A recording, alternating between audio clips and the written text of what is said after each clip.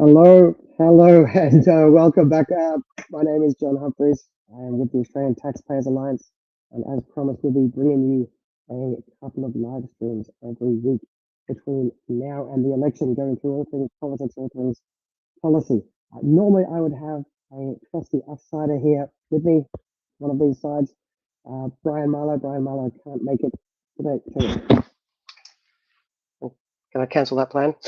Brian's not here with us this evening, but I will stumble forward somehow, and I figured I would take this opportunity to talk through more boffiny, mathsy, pointy-headed stuff that otherwise might send poor old Brian to sleep. But if you're interested in that, you can stick with me here. And if not, then not. We're going to look at the Senate, how Senate voting works, what the makeup of the Senate is, what it is likely to be, and where can it go. So that's what we're going to do. Last Monday, I tried to talk it through a little bit, but without any whiteboards or graphs or would be. So this time I'm going to make you all suffer through sharing this beautifully ugly Excel spreadsheet as we talk it through. And hopefully that helps it to make some sense as we go forward. But anyway, Australian Taxpayers Alliance, that's who I'm with. If you'd like to join, you can go to that website down there, taxpayers.org.au, have a look around. Sign up to the campaigns we're working on, and if you're so inclined, please consider joining. It's a couple of bucks a month. Helps us keep the lights on. So this is live. This is being simulcast, Facebook, YouTube, and X, both the Australian Taxpayers Alliance channel and my own. Please give it a like. Please give it a share. Follow us on all those platforms. But with no further ado, diving. Oh, and I should say, feel free to leave your comments. Feel free to join the chat. There you go. Thank you, Liberty Tyrant. Good to see you again. Look, and I'll be going through some of the permutations of what the Senate could look like. And as I'm going through it, if you want me to try out things as we're going through on the Excel spreadsheet, you have some ideas going through live, just shout them out and we can try all the different permutations as we go. But let's see how this works. Just me solo monologuing about the nature of the Senate. Here's the context. The election's coming up, federal election. You probably know that if you're listening to this, but nearly all of the focus is, as is so often the case, and understandably, on the House of Representatives, right? We've got a bicameral system, so there's two houses. There's the House of Reps, there's the Senate, and most of the focus is on the House. 150 people are elected to the House. Whichever party gets the most of those can get 76, because you need a majority of one. So whichever party can get 76, or at least the support of 76 people, can then form government, and the leader of that party is our prime minister. So that's the main focus here, Liberal versus Labor. And even if it's a hung parliament, who are the independents going to support, Liberal or Labor? Spoiler, the Teals will all support Labor, but that's anyway. That's the main focus, understandably so.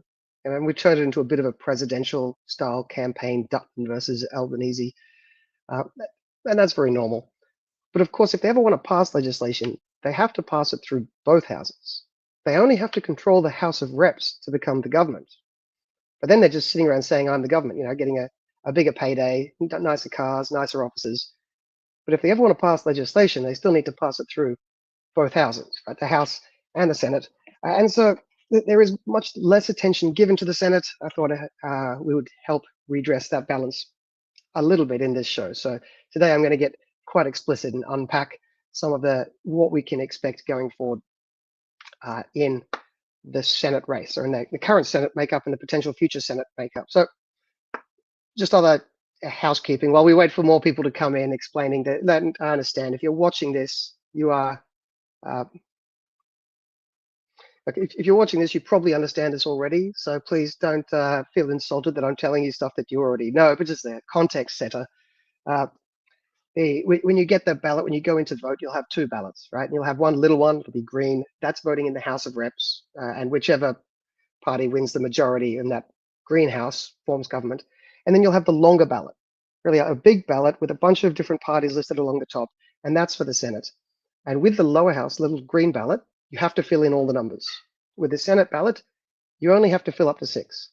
Dirty little secret is you only have to fill up to 1, right? If you vote 1, they still count your vote, but you're not allowed to encourage people to do that. So let's pretend we don't know that. But here's the actual best piece of advice. You should number as many parties as you have a preference between. right? So you don't need to stop at 6, and you shouldn't, right? The best way to maximize the value of your vote is keep voting while you still have a preference. That doesn't mean you have to like them. So you might like 6 parties, you vote for 6 parties. Then the 7th party, just say it's, there's cannabis and animals and greens left. You might not want to vote for any, but you might think, well, cannabis legalization is a lot better than the greens. If that's your opinion, you should put in cannabis 7 and animals 8 and greens 9, whatever your order is. You might think, I don't like Labor or the Greens, but if you prefer Labor to the Greens, then put in Labor. You don't have to vote the last one, the one you hate the most, you don't have to vote for. But there's the reason to do that is to make sure if all else fails, your vote helps stop the person you hate the most. Right? So if all else fails, your vote can help stop the person you hate the most by putting everyone else on your preference list. But anyway, the Senate is elected somewhat differently than the House in a couple of ways. One is it's a state-by-state thing.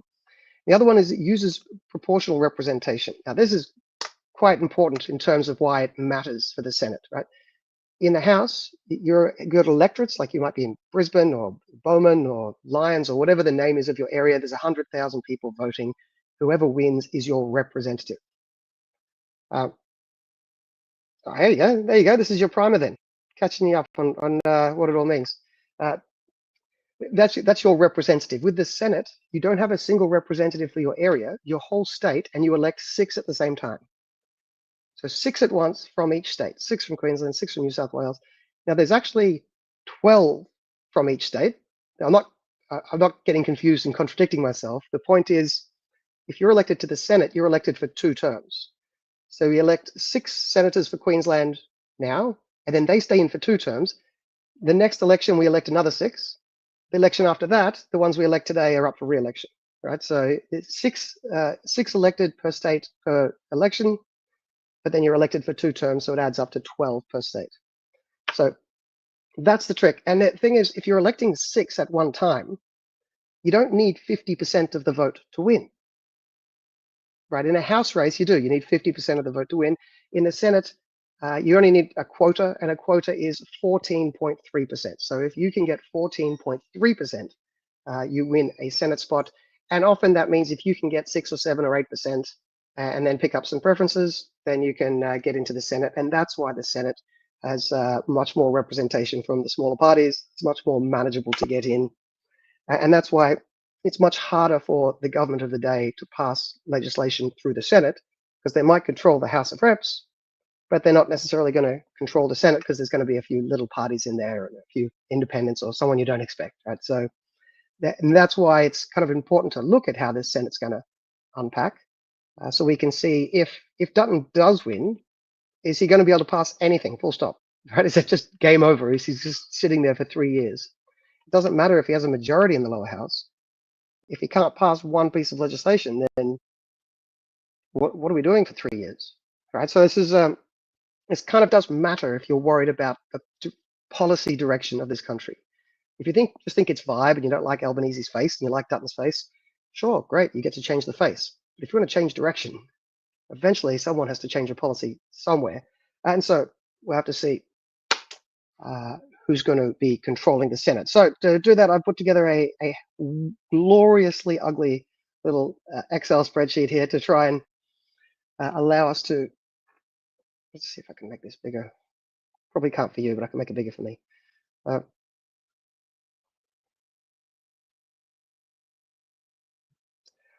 Yeah, Roy, you have to pass legislation to get rid of it. I mean, that's the thing. I agree. I'd love to get rid of a lot of laws. The only way to get laws is to pass a piece of legislation saying, I abolish that law. Like if you want to, the anti-free speech laws that have come in recently, if you want to wind those back, you have to pass legislation. So if they don't control the Senate, then it only gets wound back if you can get the Greens or Labor to agree, which, you only have to say that aloud to realize the trouble we're going to be in, right? It's the laws don't go away on their own. It'd be great if they did. We should have sunset clauses, but that's a topic for another day. But at the moment, if you want to get rid of the bad laws, you're going to have to pass a piece of legislation. And for that, you need to pass it through the Senate. All right, so this is what I've set up here for us to look at. Now, each column represents a state. So you can see right here, this is New South Wales, and they elect 6 people. Each one of those squares is a person being elected. Victoria elects 6, Queensland, WA, South Australia, Tasmania. Now the territories elect 2 each, right? And they actually aren't elected for 2 terms. They're only elected for 1 term at a time. But we'll talk about that if we talk about it, but that's not the most interesting thing here. So as a general rule, this is a good rule of thumb when you start approaching looking at the Senate, right? So there's 6 being elected each time. The norm is you'll have 3 right of center right, and 3 on the left. So here, this is just a cliche. This is not an actual example, right? This one I've just put in to give a cliche example of how it might work in theory. This is just an example set. So 3 Liberal, 2 Labor, and 1 Green. And that actually is often how it goes. I mean, that actually is the truth for New South Wales at the moment. So it's it's not purely a hypothetical. But this is, if you look at this one here, so I've got this as the code: Liberal, Labor, Green, One Nation. The minor right, I've just bundled all the other minor rights together. So like UAP, Libertarians, Trumpets, People First, whatever else you have. And then minor left, so cannabis, animals, I put in there POCOC. And then other, that's ones that I can't easily classify left or right. So primarily what that means in the context of Australian Senate is Jackie Lambie and Tammy Tyrrell from Tasmania. But that's the code. But I mean, most of the senators come from the top 3. And as you can see here, the norm, the expectation would be roughly the Libs get 3 per state. So they would then add up, that would add up to, what's that, 18 plus 2 territories. So that's 20. You can see over here. So it's roughly what they'd need if they wanted to be able to try and pass legislation on their own. And Labor gets 2 out of 3 of the left-wing ones, and the Greens get 1 out of 3 of the left-wing ones. That didn't used to be like that, but that's the new normal now, with the Greens consistently picking up those spots. So you can see what that gets us here is 20 Liberal, 14 Labor, 6 Green. And that adds up to 40 senators being elected. Now there's 40 being elected now. There are 36 continuing from the last election. Right, that adds up to 76, and 76 is the number of senators we have, 76. Right, and so these are the continuing senators. I can go over here to jump forward to the next one. This is just showing you last election, 2022. Ignore the territories because they get re-elected each time. But the last election, 2022, Labor had quite a good one because they won government. This is what it looked like. So remember, of course, these top 3 are the ones you'd expect to go to a right of center party. So every time they don't, it's going to be really difficult to imagine ever having a right-wing government pass laws. And these bottom 3 would be normally expected to roughly go to a left of center party. So if one of those goes to a right-wing party, then it'll be very tough for Labor to ever pass laws. And then conversely, it would be easy for the Liberals to pass. But as you can see here, all of these nominally left-wing Senate spots all went to a lefty. Again, mostly Labor along these 2 lines, and then mostly Greens. And then you've got here 2 minor left, but this one here was actually elected Labor. That's Fatima Payment in WA. And this one was actually elected Green. That's Lydia Thorpe. And they just switched. They quit their parties and became left-wing independents. So you can see Labor's actually in the last election, they ran all of the Senate spots they were expected to get. Good for them. And they picked up an extra 1.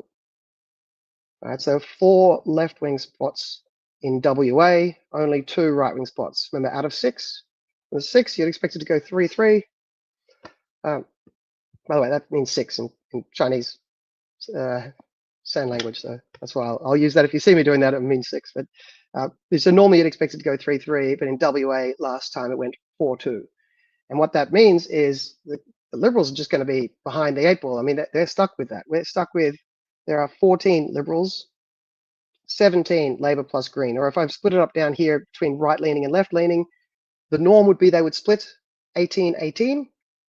The left actually has 19. So they're sitting pretty to potentially be able to pass legislation, and they have been, right? They've been able to pass legislation. And the coalition here, 16. That means they're 2 behind, just breaking even.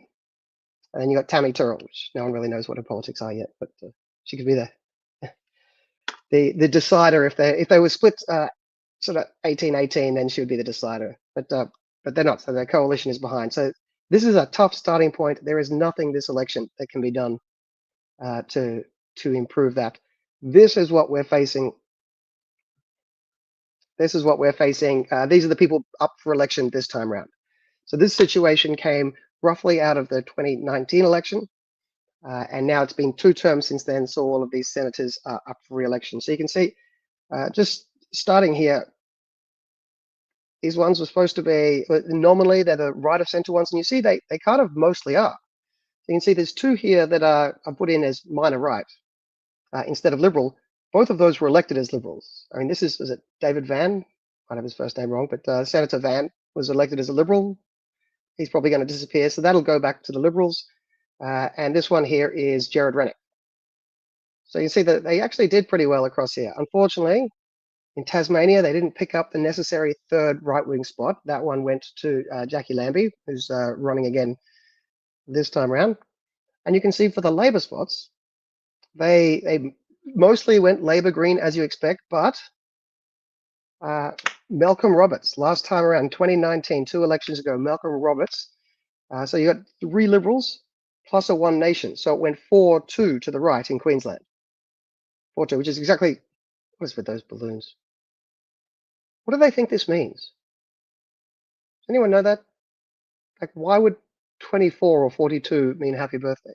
Anyway, so as you saw in the last graph, continuing from the 2022 election, WA went very well for the left. Left picked up 4, and the right picked up 2. And it was a reverse situation in Queensland from the 2019 election. But this one is up for grabs now. So this is going to be a tough Senate for the right. I mean, I think there is a very real chance that Dutton becomes Prime Minister and he cannot pass anything without the support of either Labor or the Greens.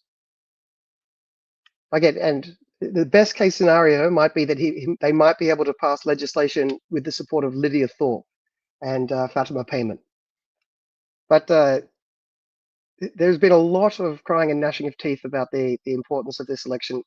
And it's important in terms of being able to stop really stupid things being done. But as we go through this, we'll go through the different permutations. You're going to see it's hard to get to a situation where the coalition is going to be able to pass any laws, at least for another 3 years. There's going to be doing not a lot and then waiting for 2028 in the hope that they can improve the Senate yet again. So anyway, this is the situation we're in now, where we've got a total of 30. You can see that. Can you see that? Okay. There you go. A total of 30 for the LNP. I've called them Liberal, whether they're Liberal or National, but you know what I mean. 25 for Labor. So it looks like Liberals are doing better, but of course, as you've seen here, you've got to kind of add Labor to Green to understand the balance. So Greens have 11. So together they've got 36. Now the crucial number in the Senate, if you want to pass anything, you need 39. So 39 is the magic number. They see they've got 36, but then we've got here 2 One Nation, 3 minor right, 3 minor left. So if you add together Labor, the Greens, and the minor left, as I do down here, 39. Hence why Labor has been able to pass legislation most of the time, unless someone like David Pocock stands up and says no. Then Labor's able to run it. I mean, they don't require any support from someone from a centrist, a Lambie, or from the right. They don't have to build bridges. They can get things through with just the vote of the left. The minor left here being Thorpe, Payman, and Pocock. So that's the dangerous situation we're in now. Let's go to the next one. Let's start looking at predictions for what's going to be. So in terms of predictions, I'm just starting here with the status quo. Now, a couple of ones we can start. So if you're looking over on the right, these ones are continuing. There's nothing we can do about them. They're just locked in. Those senators aren't leaving. These are the ones that we can potentially change. So if all the current senators just got re-elected exactly as is, then that would be here, 16 Liberal, 13 Labor, 6 Greens, 1 One Nation, 2 minor right, 1 minor left, it's David Pocock, and 1 other, that's Jackie Lambie. And then you'd end up with the exact same system we have now, with 39 lefties. So the left is able to pass things through the Senate, 35 on the right. So if this happened, then if Dutton was able to convince Jackie Lambie and Tammy Tyrrell, he could get up to 37. He would then have to convince 2 Greens or two of the minor left, like Lydia Thorpe and Fatima Payman. So you can just see, just saying that aloud, it is not a likely proposition unless what they are doing is something very stupid, which that's the dangerous thing. I mean, the Liberals will think of stupid things to do, and then the Greens will support them. But as you can see here, it's at least on these numbers where things currently are, they would struggle to pass. But let's see what we can change. Let's see what is actually likely to happen here and which ones we can move around.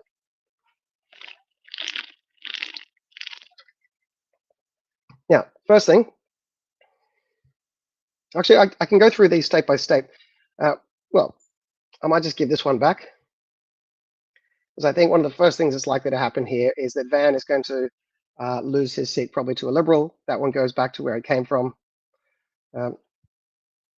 Let's say, let's go through. Let's just run the best case scenario. So the best case scenario would be, well, that's fine. Jared Rennick can win that, or he can go back to the Liberals. It doesn't really matter in terms of the number of right-wing spots. Now, here is, I'll say this one early then. My predictor for the unexpected outcome is I actually think we are going to get Pocock and a Liberal in the ACT. So the ACT last time went 2 left-wing senators. Right? Normally it's just Liberal Labor. The senatorial election is normally very boring. 1 Liberal, 1 Labor, 1 Liberal, 1 Labor every time, fall asleep. Last time in the ACT, they had 1 Labor. You see here, they had a Labor, and then Pocock, a Teal, minor left, and no Liberal. Right? So, and then people have been commenting, well, if there's a swing back to the Liberals, they might get it back off Pocock. Sure, I mean, that could happen. I think what's actually more likely to happen is if there's a swing to the Liberals, it'll come at the expense of Labor, and Pocock will still get elected on the back of Greens' preferences. Labor will miss out, and the Liberals get over the line in the ACT. So there's an interesting one. And then from here, as you can see, we've got in total here still 36, which means even with Lambie and Tyrrell, they're still only on 38. They still can't pass any legislation without support of a lefty, without support of the Greens or Lydia Thorpe or Fatima Payman. It is still a very difficult road to hoe for the coalition if they're going to try and pass any legislation with that situation. So what could they go for? Try to pick up another state? It's hard to imagine how any of these, we'll go through the numbers state by state. It's really hard to imagine how any of these sort of the marginal left-wing seats flip other than Queensland. The only other thing they could potentially do is if Jackie Lambie's vote shrinks. Right? There's no sign of Jackie Lambie's vote shrinking, but if it did, they could potentially steal that one, or maybe. Yeah. So that there is about the best case scenario, and that case scenario there. We'll see. We'll see if we can squint and there's anything we can do to make that better. But that seems like the best they could hope for. And even then, I got to say, I think what might happen is South Australia's third Liberal will go One Nation. But that doesn't change the total right-wing numbers there, right? So there's still 37, and then Tammy Tyrrell brings you up to 38. Yeah, let me know if you see a way through. I mean, I'm struggling to actually see a way through there that ever allows the coalition to pass anything. It's so close. Yeah, well, I mean, 38 is close to 39, but I was just checking the comments here when it comes to Politics Australia. A question from America, it seems. When it comes to politics, are the major urban centres dominated by the Labor Party? We call them the Labor Party, our Democrat Party. And one thing to keep in mind, Australia is very urbanized. I know it's a big spread out country, but nearly everyone lives in our big cities to a ridiculous degree. We're one of the most urbanized countries in the world. So yes, the rural areas tend to vote for our Republicans, so our coalition, our Liberal National Coalition. But that wouldn't be enough. So it's often the suburbs that determine things, the outer suburbs of our big sprawling cities that then swing back towards our right-wing party. But yes, the inner cities are often left-leaning. Just checking any other comments came through. The High Court can be used to kill bad laws. Theoretically, it basically never happens. I mean, the High Court has been used to block good laws, The High Court has been used to centralize taxes to the federal government so that they can increase taxes and get away with it. I can't think of many examples where the High Court has been used effectively in this country, being Australia, to actually knock down bad laws. The High Court has interpreted the Constitution very broadly, so you could drive a truck through it, and the federal government can get away with nearly everything. So that would be nice to think. The problem is, of course, that the people who run our legal system are not very friendly to the sort of politics that most people listening to the channel would be interested in. So the idea of just trusting a bunch of left-wing lawyers and bureaucrats to please be nice. If we're leaving our freedom in the hands of those lawyers and bureaucrats, we may not have that freedom for as long as you'd like.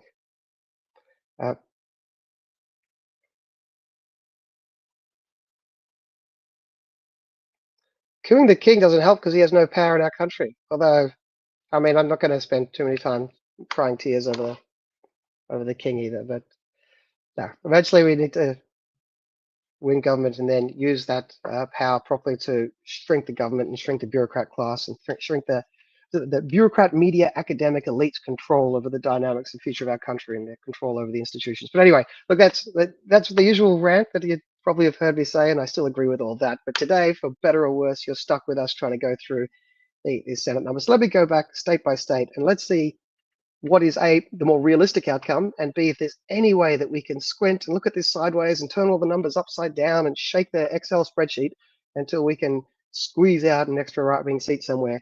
Because as things currently stand, it's you only get to pass legislation if you ask the Greens nicely and they say yes, which is a shocker. So let's go through state by state.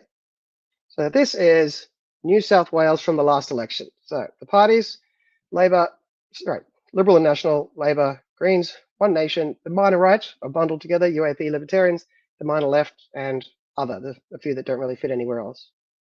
And this was the vote they got in the Senate in New South Wales last time around. So remember, in the Senate, you don't need 50% here. You need, did I put it up in the, I put it here, right? 14.3, that's the magic number. 14.3, or if you get 28.6, you get 2, because that's 2 times 14.3. Yeah, 43% if you want to get 3 people in. So let's have a look. Straight away with the initial votes last time round, Liberals straight away get 2. I'll say both of those are winning votes. So straight away, the LNP got 2 in New South Wales. Straight away, Labor got 2. As you see here, that's what I call these top 2 rows are pretty much always locked for a right-wing party, and these bottom 2 are nearly always locked for some sort of left-wing party. So this is a pretty unsurprising start to the proceedings. The Greens don't quite have enough on their own. Now let's take out these quotas and look at the leftover. So this is the race, right? I mean, the first 2 get elected straight away. The first 4, right? 4 out of 6, 2 Liberal, 2 Labor, get elected straight away. Very boring part of the race. But then you've got the race for the last 2 spots, and that's where it can get fun. Now, of course, you'd expect one of those last 2 spots to go to a right-leaning party and one to a left-leaning party, but that can sometimes change. So this is what happened last time. In the race for those last 2 spots, you had the Greens on 11.5, still short of the needed 14.3, and then you had the Liberals on 8.2, and that ended up being enough, right? They picked up preferences, and that ended up being enough. Labor on 1.9, nowhere near it. You can't win with 1.9. One Nation on 4.1 wasn't enough. If you put all of the minor right together, this is an interesting thing. You'll see this time and time again. If you put all of the minor right together, 8.3, you'll notice that's bigger than 8.2. Also, if you put One Nation and the minor right together, that is 12 point, it looks like 12.4. It's 12.5 if you factor in the rounding. You'll see down here. So you can see if One Nation and the minor right were all running together in New South Wales, and the votes actually did some, right? That's not necessarily true, but if they did, if you could add them all together, then they would have got enough for a senator, right? So then you would have had a minor right or One Nation senator in New South Wales. But instead, what you had is the 3rd Liberal got over the line and the Green, right? And so 3 to 1. Now, what I'm thinking is that for this year, of course, it's not going to be just a rerun of last year. This is where we have to pontificate and philosophize. Let's philosophize together what the potential swing is going to be in New South Wales. And at this point, I'm happy to take suggestions. I just chucked in here a 3% swing away from Labor which goes to the Liberals, One Nation, and the minor right. I see no evidence of a big swing for or against the Greens at this point. They very easily picked up one in each state last time. I think they'll very easily pick up one in each state this time. So I think the left side of this equation is quite boring. The Greens nearly always will get one, and because they do, the minor left can't. Right? The only thing here could be if cannabis increases their vote enough and eats into the vote of the Greens, they could steal a Green spot, which I'd love to see, but I suspect is unlikely. We could keep an eye on that. But if the Greens keep a vote around there, then they'll pretty much always get one in, and they'll do it by picking up the leftovers of the minor left preferences, which means they're never going to win. So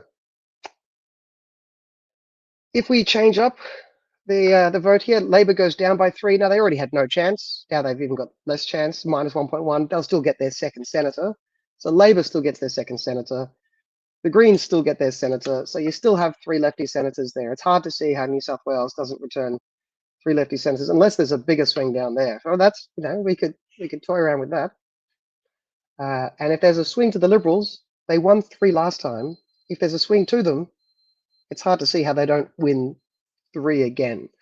So let's try, if there's a 5% swing against Labor, and 3 of that goes to One Nation, I still don't see who One Nation can beat. I mean, it's, you'd have to say,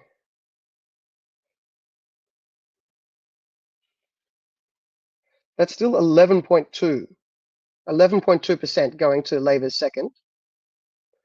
What would you have to get that down to? Maybe -6? If there's a -6 or a -7, then Labor's number 2 starts to become vulnerable. And that could get interesting. Then you could get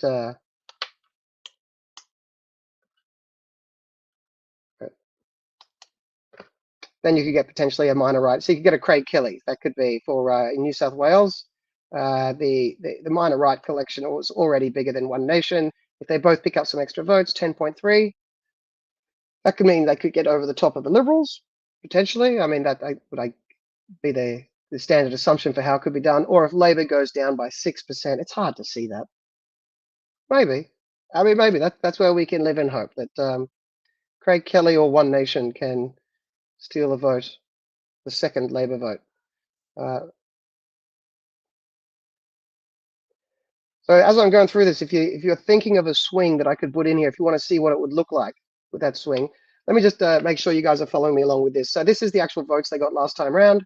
This is how many people got full quotas. So straight away, 2 Liberals elected, 2 Labor elected, put them aside. This is the actual vote. This is the race now, right? Everyone's racing to try to get to 14.3 or at least higher than everyone else when everyone else gets knocked out.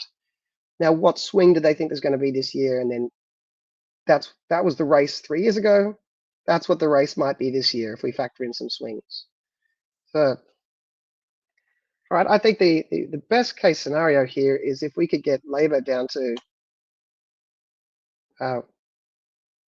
1.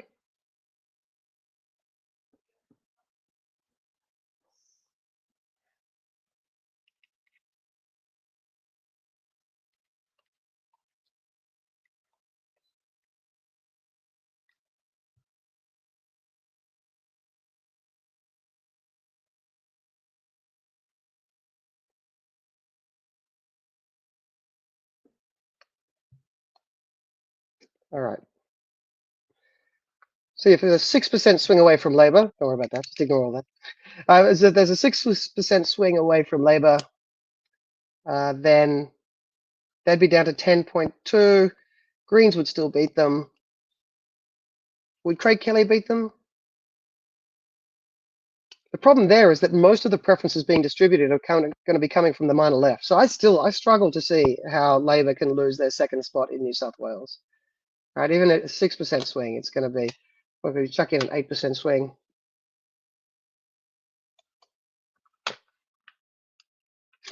With an 8% swing, I can start to see it. But even then, I mean, the minor left vote is going to be going to Labor before it goes to One Nation. No, I'm sorry. I'm disagreeing with myself here, arguing with myself. You guys can try and come in and join one side of the arguments. I can't see how New South Wales goes any other way than roughly this. So, but the potential for a minor right taking this spot, But I guess the kumbaya would be that they could do that. But Liberals take 3. Craig Kelly steals it off the Labor. I guess if the Labor vote absolutely implodes, but I'm struggling to see it. That still seems very likely the outcome for New South Wales, with some chance that Craig Kelly could try and steal that third Liberal spot. But that doesn't change the left-right balance. All right, let's check out Victoria then. Victoria, how does Victoria look? Once again, Liberals, Labor, Greens, One Nation, minor right, minor left, and the other.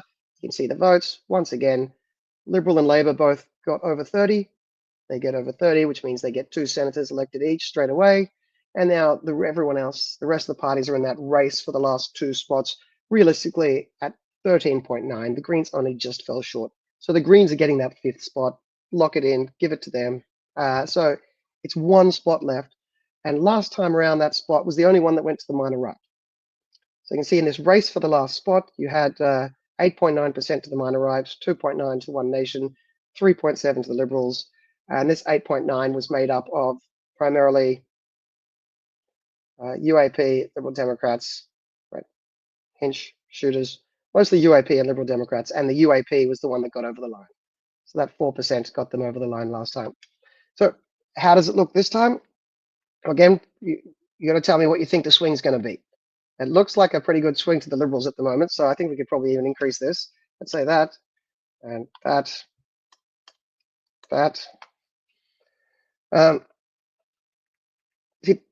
Based on this, it's, that the minor right vote could well go up. But Babette got that last time, and you got to say there's still a chance there. It could be the One Nation, that 4.9 is in play. If the Trumpets put in a lot of money and they get a result like Babette, they're in play. Jordan Ditloff for the Libertarians has to be in play for that. It's all doable, but I tell you what, the thing that stands out is if the Liberals get up to 6.7% in that last race, going for that last spot, I reckon they're going to take it. And I think it looks like if there's a big enough swing to the Liberals this election, I think that means they're likely to get that 3rd spot. So again, that's a very similar story to what I said last time, is you could potentially see a minor right snagging the 3rd Liberal spot. I suspect that's less likely, but even if they do, it doesn't change the left-right balance. So let's go back and see if there's any version of this where Labor doesn't get elected. So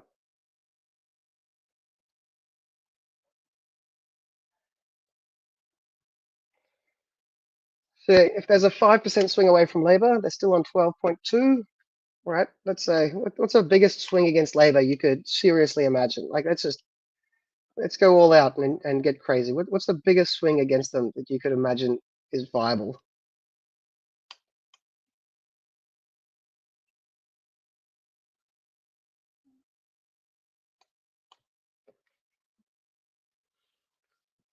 Still in that scenario, you would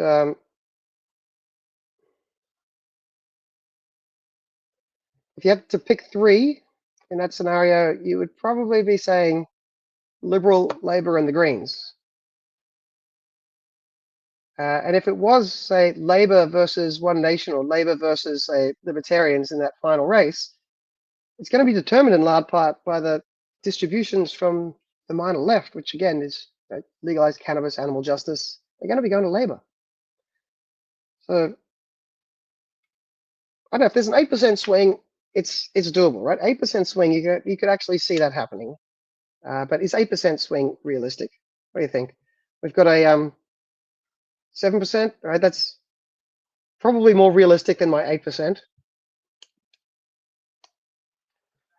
And then who are we going to get to win that? That's still probably Liberal, Labor, and Greens picking up the extra spots, leading to a 3-2-1, the exact norm, right? The 3 left, 3 right, the 3 on the right coming from the Liberals, the 3 on the left coming as 2 Labor and a Green. That's like the norm. You should just assume that's your null hypothesis. That's the starting assumption. And even with the 7% swing away from Labor and 2 right-wing parties only, you'd still probably think that's the best hope. Does Ditloff have a chance? Well, let's have a look.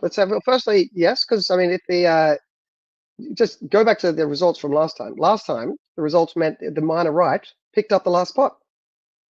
Right? That the ones I highlight in red are the ones that picked up. You know, they're the ones that won that race for the remaining spots. Right? So I guess I have to highlight that one now. So Labour's second, the Greens, and the minor right. That's exactly what happened last time. And last time, the minor right was the UAP was the biggest one there. It's the United Australia Party.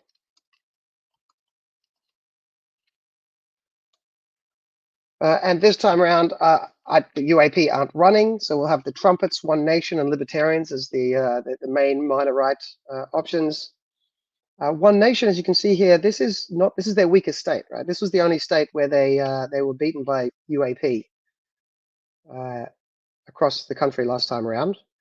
So One Nation, I think there's going to be a swing to One Nation countrywide, but it's hard to imagine the swing is going to be enough to them in Victoria, of all places. So yeah, there could be a minor right place getting it. And if it's minor right, then it could very well be Jordan. I mean, he's in the running. I think the bigger problem is going to be there that if there's a swing to the Liberals, which we've discussed here, I mean, a lot of the swing going to the Liberals this election seems to be coming in Victoria. And if there's a 4% swing, 7.7, that's going to be hard to beat, right? Well, if the Liberals are getting 7.7 towards their third quota, they're probably picking up the quota. So I gotta say that I'd still say, unfortunately, that's the more likely outcome there. But unfortunately for my minor right friends, but I mean that's that in terms of the left-right balance, it doesn't really change anything, and it's hard to see how they pick up a third right-wing option in. Greens in Victoria lost ground at the local council elections to the right. Like, I can believe it, but I mean, they'd have to be losing a lot. So, I mean, the polls across the nation seem to be indicating the Greens are bouncing around roughly where they were last time. But the thing is, so in Victoria especially, we can have a look at all of these to see which one the Greens are most likely to lose. But 13.9 is well more than enough. 10% is enough, right?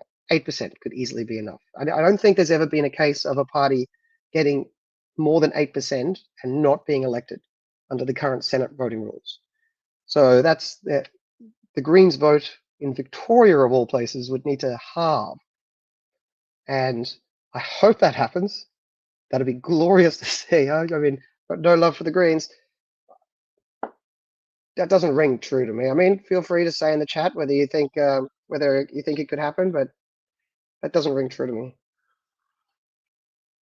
as a realistic option. So, all right, so we haven't made much progress here. We haven't been able to knock over a left-wing seat for New South Wales and Victoria. Queensland is the one where I've already put that in, which is by no means guaranteed. I mean, this could easily just end up looking like that. Indeed, that's probably what most people think Queensland looks like now. 2 Liberal, 1 Nation, 2 Labor, and a Green. And if this is the case, you can see over here, they're even further behind. These are, I think I should have made these numbers bigger. Right? This is what they need this to get to 37, at least 38, 38 and take advantage of this one. Although we'll get back to it later. I think we all pretty much know Lambie's going to win that. Let's see what I've done wrong.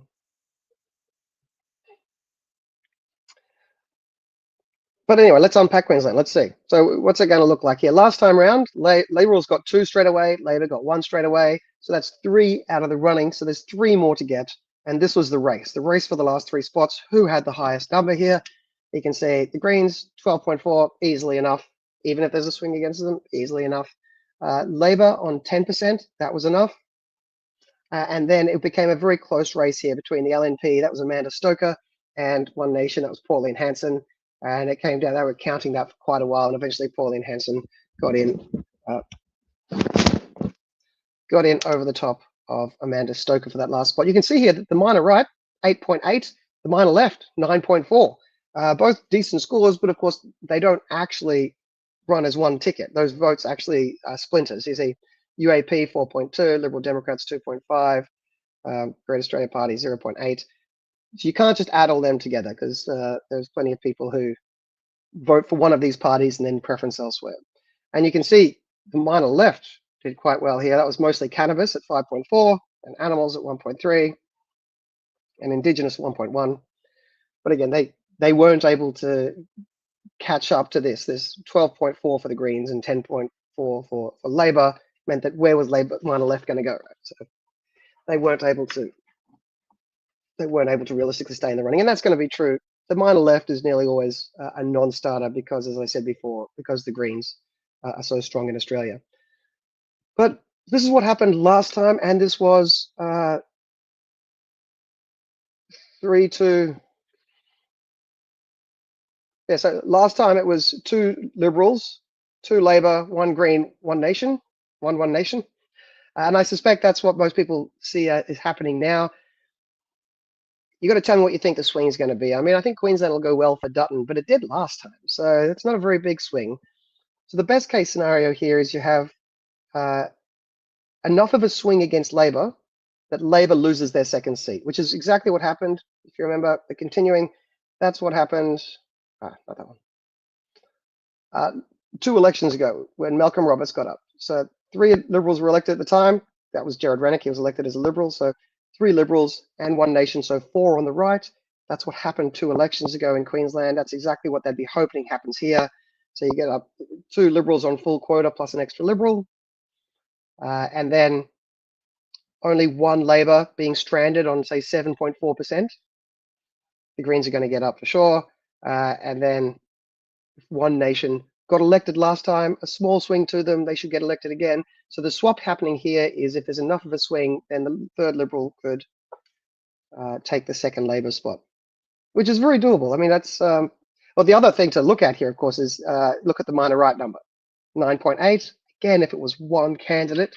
So when people are saying, how can we have both Malcolm Roberts and Jared Rennick elected at the same time, or put in Jim Wilmot from the Libertarians, how can you get 2 out of those 3 elected, or chuck in Mr. Trumpet, whoever that's going to be? It's very hard to imagine you getting 2 of the minor right elected. But if that was to happen, then that would be,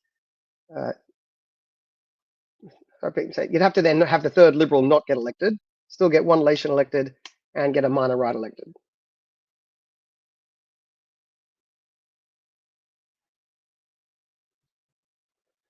And there you go. That's still 6, isn't it? But I think that's what people can be hoping for. If you're hoping for Jared Rennick and Malcolm Roberts, if that's what you've been daydreaming about, then your scenario there has to be, I guess you'd have to be hoping 0 swing to the Liberals here and 2% goes to People First. And then you just have to really hope that those preferences flow between the Libertarians, People First, the Trumpets, whichever other little minor right party flows. Because 10.8 looks impressive, but as you've seen on all the other pages, the number, minor right number, always looks impressive. And 8.3, that's bigger than the people who won on 8.2, but 8.3 was nowhere near it. So this is we discussed it before. This is part of the argument when people are talking about how you combine the minor right into a single column and actually make this a force that has a chance at picking up seats. Because even here, I got to say 6.9 to the Liberals, 10.8 scattered in the minor right. 6.9 probably wins. Or in this instance, it would probably be the Labor's 7.4 would probably win that spot. So that's not pretty. So, well, that's what you can hope for if you want the Liberals, if you want Queensland to swing 4-2 to the right. So going back here, once again showing this. So let's be optimistic, right? Because that's what we're trying to do here, trying to find the most optimistic case. So if Jared Rennick wins, he'll be taking this spot. So you can give him that if you like, but it doesn't make any difference to the left-right split. So I think we've established that it's very hard to see how the right pick up a 4th spot in New South Wales or Victoria. They could get it in Queensland. What about WA? See, WA went the wrong way last time. It's the last time, again, Liberal, Labor, Greens, 1 Nation, minor right, minor left. Last time around, straight away, 5 elected. So you have 6 elected each time. 5 were elected on primary votes. So the Greens actually made the primary vote here. And the Liberal and Labor both easily made 2 each. And then when the leftover, Labor picked up a 3rd. So last time around, for it to emulate that, it was 3 Labor, 1 Green. 4 out of 6 left wing in WA last time. Which, come on, WA. I mean, that's kind of silly. What are you doing that for? I mean, you're supposed to have a different reputation than that. But this time around, if there's just a kind of direct sort of swing away from Labor to Liberals or to Liberals or One Nation, UAP is not very popular. Clive's not very popular in WA, but I think the most likely outcome here seems to be Liberals picking up that Labor spot. There's not really any imagining here for a situation. There's no scenario where the left don't pick up 3. I mean, Greens would have to go down, they'd have to halve their vote. Is that realistic? I could see it going down 4%, but still, 10% would be enough to win. And Labor, even if you went down -8, they would still win, right? So they'd still win their second. I mean, they'd lose their third person, but they'd still win their second. So you still have your, okay, you give them then. Give them 4, 2 and 2. You still get 3 lefties, right? So going back to our main page here, that's still, we're not breaking through. We're not getting to that bottom. This bottom half of the chart is what we need to get a right winger elected to, and potentially getting through there in Queensland.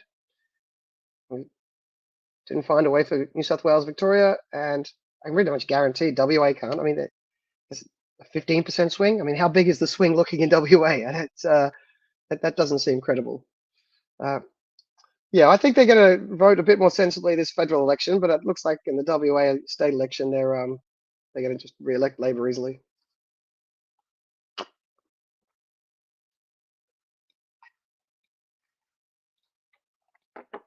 Excuse me. In which state there? Sorry, I wasn't. I don't see the. Might have a better shot. Is this Queensland? Well, we can go back to Queensland, but I mean, Queensland's the one I've already given, right? So Queensland's the one where we could already pick it up. We're not going to pick up 5 out of 6, right? That's not going to happen. All right, so 10% swing. Let's take it.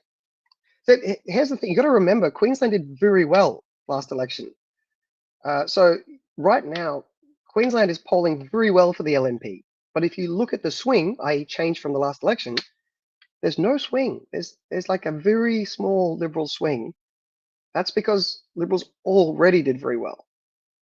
So to get a 10% swing from that, but even then, a 10% swing still has Labor getting 1.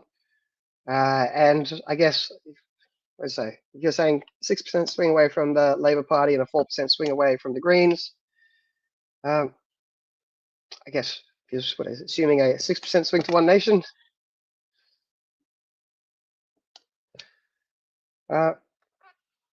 I don't find these numbers credible. Sorry, it's just the Greens are basically polling it flat at the moment, so -4. But then even there, keep in mind that this 4% is going to, preferences are going to flow straight onto the Greens, which gives the Greens that 12.8. So that 12.8 is still going to beat in these other parties. Will still beat in this 10.8 that's split between a bunch of different minor right parties. So yeah, that's, I don't know. What were the more credible numbers here?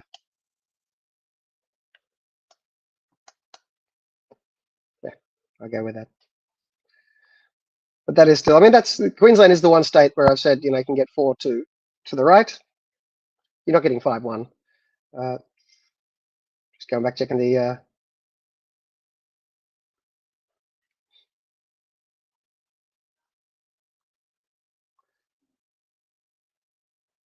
I think it would be very different. I hate compulsory voting. I think it's a blight on our democracy and bastardization of our system that ensures we always run to the lowest common denominator. But I don't think we're going to be solving that between now and the next federal election, which is coming up in a couple of weeks.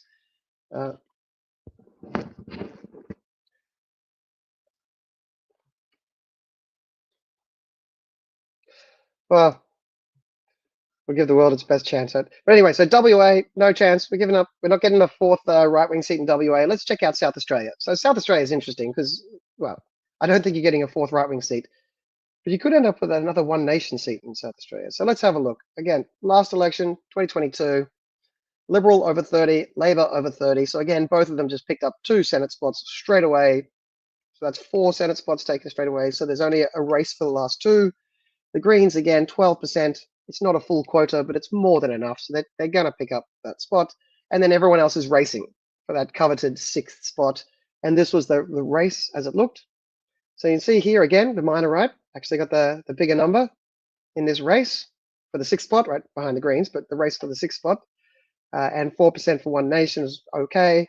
The minor left, again, is legalized cannabis on 2.3, but 5.4 for the Liberals. 5.4 ended up being enough, right? You normally need a bit more than that. That's a 4 or 5% is doable, but you have to get very lucky, like Ralph Babette and the third Liberal here. But they got lucky because this minor right vote, the 6.8, was splintered.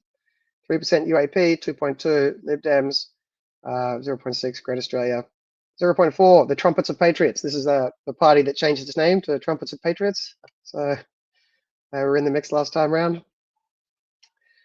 So anyway, that was, the Liberals picked up 3 last time. If there's a swing to the Liberals, it's hard to see them not picking up 3. So that's the interesting one. They got it last time and there's a swing to them. But there is a possibility here that there's also a swing to One Nation. So even though the Liberals get a swing to them, they could lose their spot to this.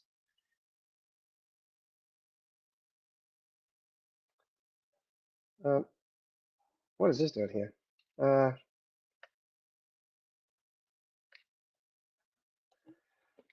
That's what they had last time. And I think there's a chance they even lose that spot to the One Nation.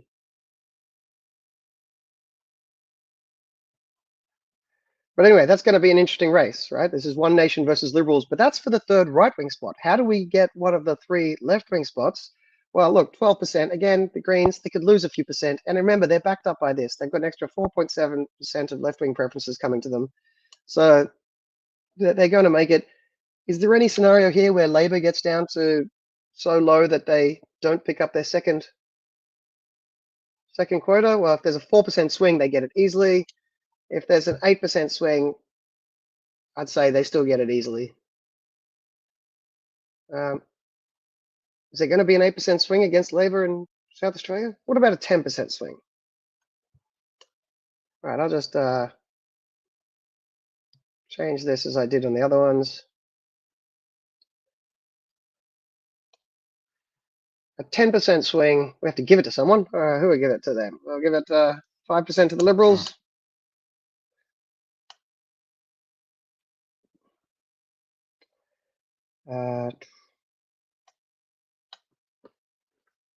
There you go. So if you had a 10% swing against Labor in South Australia, then you can potentially steal Labor's second. And who would be getting it then? Then you could get the 3rd Liberal. The Green's going to make it, and One Nation as well. So that'd be nice. We're going to call that realistic? A 10% swing away from Labor in South Australia? I mean, I see no evidence of that. I think we're far more likely to get something like a -6, which means this would have to be more like a 3. And what's that down to?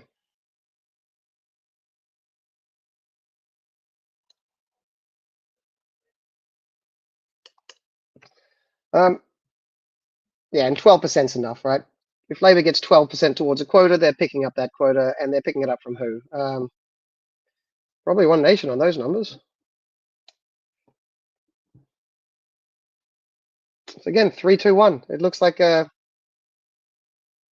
going to say, unfortunately for One Nation, it still looks more likely that the Liberals pick up the 3 there. But again, we don't cross over. And then we've got Tasmania. And Tasmania, we don't even have 3 out of 6 going to the right. We had 2 last time, 2 the time before. I mean, South Australia has been lost. There's been a consistent dropping of a seat there. And it's going to be hard to imagine passing right-wing legislation until there's something can be done about Lambie and Tooral. I mean, it's not a useful set of senators because they're only replacing a right-wing vote. So it's not like, oh, we can deal with Lambie and Tooral better than we can deal with Labor. Sure, maybe. But they're not replacing the Greens or Labor. So you can see here, they consistently, the last time around, continuing, they're replacing. They're on the top. They're on the right-wing side of the Senate balance. They're replacing a Liberal or a One Nation or a minor right. So let's go. Let's unpack Tasmania then. Last time, Liberals over 30. Labor didn't get over 30 this time. They only got the 1 quota outright. The Greens got more than a quota outright, so the Greens are straight in. So we did have 2 left-wing spots straight in. 2 left-wing spots straight in, 2 Liberals straight in. And let's take the quotas off. This was the remaining race. Remember, the race is a race to 14.3. As soon as you're at 10, you're probably going to make it. As soon as you're at 8, you're probably going to make it. And as you see here, the second Labour person was easily in. Although the second Labour person could be under threat. That would be interesting. So Tasmania is one we could keep an eye on. This could get interesting. All right. 2 Liberal, 1 Labor, 1 Green locked in. In this race, last time, the highest numbers were 12.8 for the second Labor and Lambie at 8.6. Right, well, that's actually Tammy Tyrrell, but she was running for the Lambie network, Lambie party. So what sort of swings do we imagine? Well, I suspect the Lambie group is just as popular as they used to be, and if they're still on 8.6%, then they're probably still getting elected. But who else gets it mixed up down here? Well, let's say there's a bigger swing against Labor here. We can do say 3 minus 5 and 2. Ooh. The Greens vote will go to help Labor. That won't be enough because some of the One Nation and minor right vote would go to help the Liberals. I mean, if One Nation's vote went up enough, 4% swing to One Nation up to 8%. Could they get 8% in Tasmania? The problem there is I don't think One Nation can get that higher percent in Tasmania because I think Lambie is eating up some of their potential support. But the Liberals got a 3% swing to them. I'm going to say there's a chance they pick up that last spot. Well, there you go. Let's put that in. We found one place to be able to squeeze an extra vote. Well, there we see. Okay, this is the path.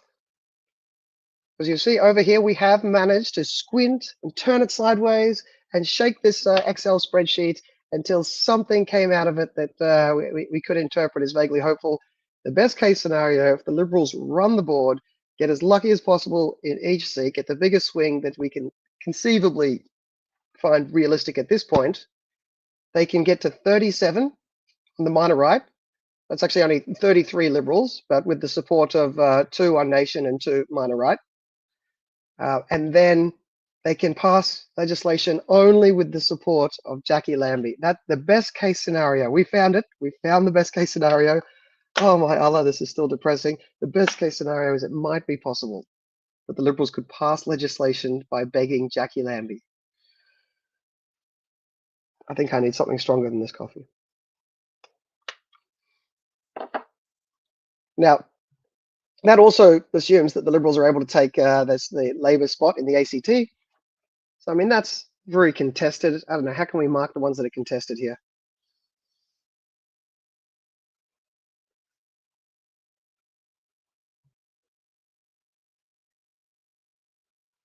Yeah.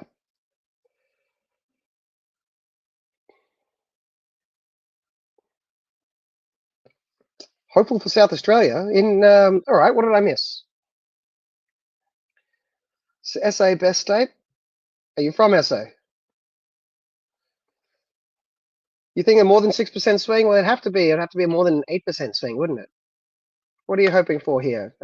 Let's put this up by 2 and this down by another 2.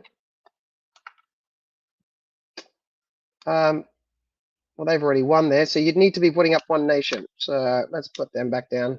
3, One Nation up by 6. One Nation, could One Nation poll at 10% and then get elected off the back of the minor right?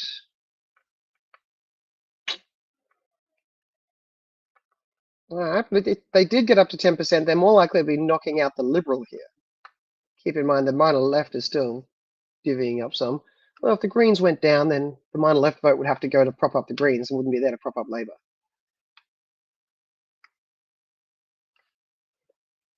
So how would this work then? This would go down to 1 Labor, 3 Liberal, 1 Labor, 1 Green,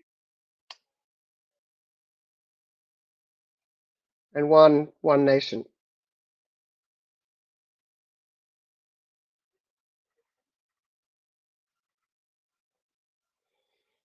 Welcome to my depressing reality for Monday night, Clinton. I'm all for intuition, but at the end of the day, the numbers are going to add up somehow. I'm sure it will, but regional SA doesn't have that many people in it. I mean, there's only what, 3 seats total outside of Adelaide. So like I hope you're right, but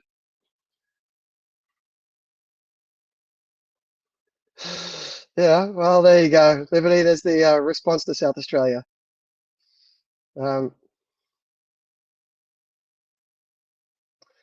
So Liberty Tyrant must be from South Australia, so he thinks the swing's on the ground. Well, this was my point earlier, Clinton, but I don't think you even need Jackie Lambie for that. If there's bad enough legislation, then either Labor or the Greens will agree to it. I mean, it's a sad reality. Only 2 people outside Adelaide. All right, now it's got to be at least 5. No, I went swimming with great white sharks in South Australia. That's my enduring memory of driving through South Australia. I can't remember the name of the town. I'll be crucified for not remembering it, but it's south of Whyalla, the famous Whyalla wipeout. But that was fun. Everyone should go. Go swimming with the great white sharks in South Australia. There's still a reason the place exists. A big swing to the libs? Well, let's go check out those numbers again. I mean, what do you mean by big, though? For people saying they think there's going to be a swing, I'm all for it. Give me a number. Give me a number what you think the swing's going to be. Because there's the polls do suggest a couple of % swing to the libs across the country. It seems like most of it is in Victoria and New South Wales. That wasn't Port Pirie. It wasn't Normanville. I can look it up for you if you like. It's just, all right. I'll do that. Another place where I went swimming with the great white sharks in South Australia. Google Maps, come here. Port Lincoln. That's what it was. Unless that's actually what you were trying to say. Port Lincoln is where I went. So 10% swing to the well, let's open up WA and you tell me what it is, where you think the swing is here. Now 10% swing away from Labor. So let me just adjust how I've got this written.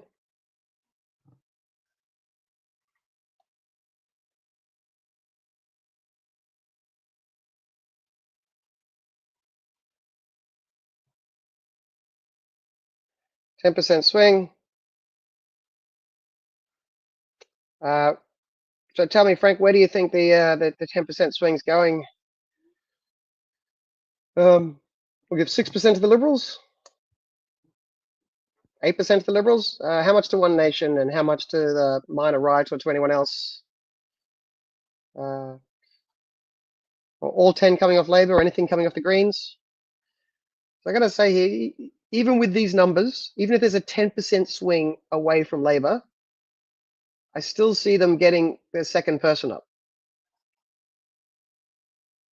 Still seems like 3 Liberal, 2 Labor, 1 Green seems the most likely, unless there's a really strong swing to the Liberals, or unless the minor right vote is collated. I don't know which of the minor right. Yeah, most of the Libs. Well, I've got 6 going there, so you think more if I give that? Yeah, this is 2 Labor still. I mean, 10.3 is enough. They're going to get, if you have 10.3 votes, 10.3% going into that final race, 10.1 is enough. The Liberals will get up, but 10.3 is enough. Labor would still get up, even with a 10% swing against them. They'll still get their second one, and the Greens on 14.3. I don't know. Could the Greens vote go down another 5%? A 15% swing against the? Yeah, well, I'm happy to put it down, but it'd have to like half. So let's put the Greens vote down 4%. And who do we give that to? We'll give some to One Nation and some to the minor right. Realistically, some will go to cannabis, so maybe we give some to cannabis then.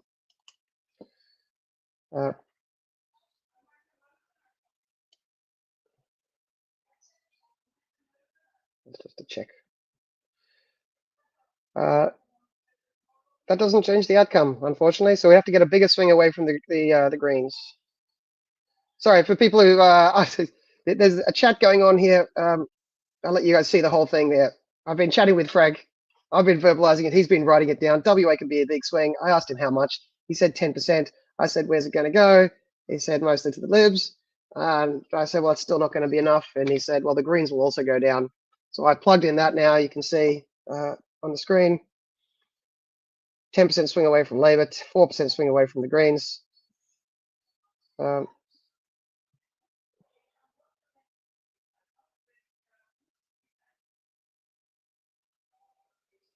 what was that?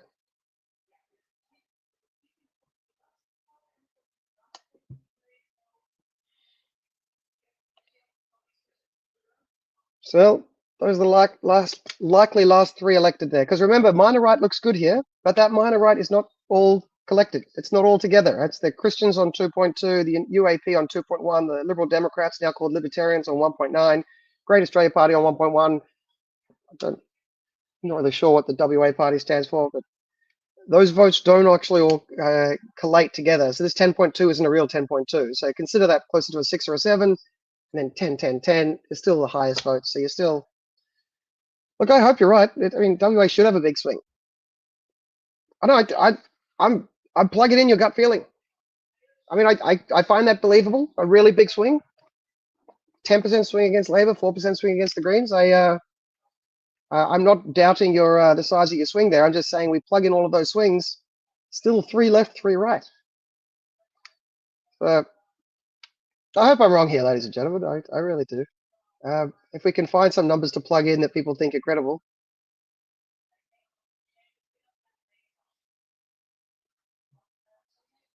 For a segue onto policy, I like that. We normally do policy on the Thursday and politics on the Monday, but I can be flexible. Look, I can't see how this shifts any votes, because what has Dutton said that's any different? I mean, both of our major parties are stuck firmly in sort of cliche normie territory. I mean, whatever, a cliche normie politician would say 5 or 10 years ago is still what all of our major party politicians would say today. We don't have many of the people who are breaking the mold. There's not many Alex Antics, and even he has to stay mostly quiet during an election campaign. So if Albo and Dutton are both saying the same sort of normie chest thumping, I will go and fight in Ukraine myself. No, you won't. But no one believes them. But no one, I don't know how anyone can shift their vote when they're both saying the same thing. Unless I'm not seeing something. I don't know. Did Dutton come out today and say he fully backs Trump and Zelensky is a corrupt dictator? I suspect Dutton didn't say that. Didn't he come out and say that he disagrees with Trump, and I always find it interesting the degree to which these people try to give lessons on, don't you know Russia invaded? Yeah, sure. Dollars to donuts. How many of these people know what was happening in 2014? I mean, maybe they've done some quick Googling now because they saw some of their heroes get asked a question and get embarrassed on TV. But there's not many of these people who can explain to me how it is that Russia invaded in 2014. Of course, it's the 2014 war that's still going on here. It's just sort of changed its dynamics. But anyway, putting that aside, we don't have to be right, don't have to be wrong. But the point is, and politically speaking, if Dutton and Albanese are both the same, then I can't see why anyone would switch their vote between Dutton and Albanese on that issue. So,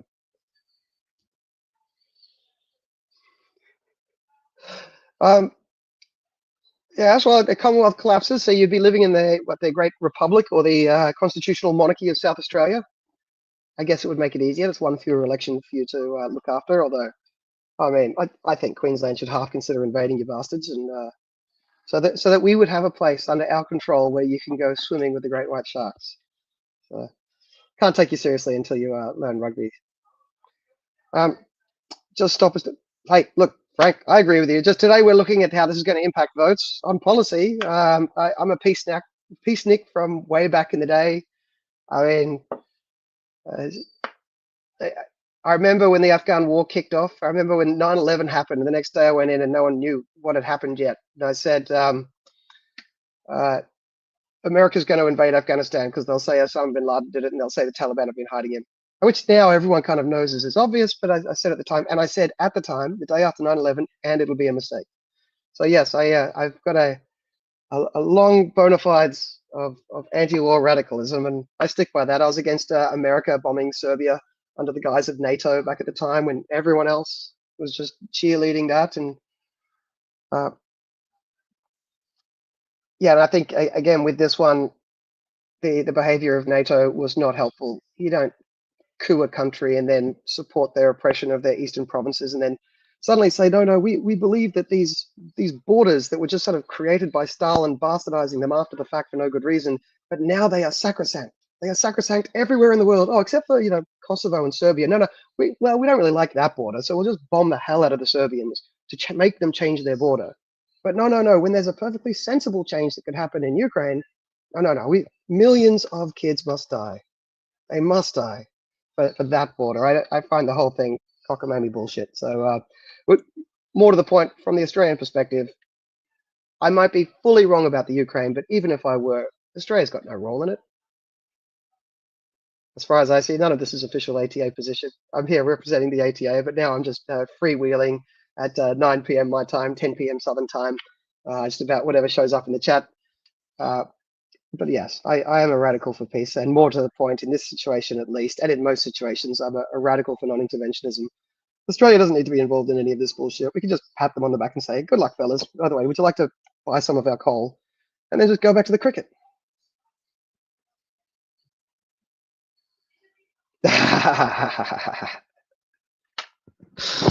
Yeah. Your sport's not too bad as well, I guess. I mean, I find myself getting bored watching it, but I mean, it's they've got some skill. They do some good catching. George Bush was against the Serbia bombing also. Oh, okay, yeah, right until he had power. That's a very convenient and common situation of politicians. Yeah, they're good before they get power. They suck when they have power. Then they retire, and half of them become really good again. I don't know how that helps us. But anyway, we're segueing onto policy, and I love the policy chat. You put more in there, I will respond to it. I'll take the bait. I can't help myself, so try me if you like. But I might see if I can wrap up this. Did we find a 10% swing against Labor in WA? Did anyone find that credible? I know Frank was talking about it.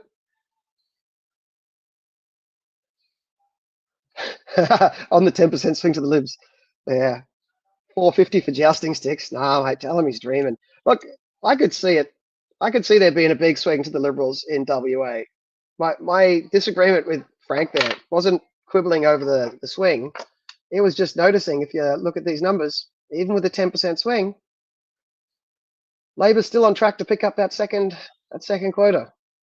I mean, the Liberals pick up an extra quota, don't, because last time round, remember, Labor got 3 and Liberals 2. So I'm already saying, yeah, there's going to be a swing. Liberals get 3. Stop it, balloons. Piss off. Liberals get 3. Labor gets 2 this time. Guarantee those balloons come back now. I'm going to pop them. All right. But anyway, yeah, so I'm all for there being 1 seat shifting categories from left to right, as it should be. But 2 seats, struggle to see it. So, yeah, I mean, I could see it in South Australia. I think was that the one that we went through before? We found a way to squint and see that if there was an 8% swing, Labor would get down to 10. We would need to get.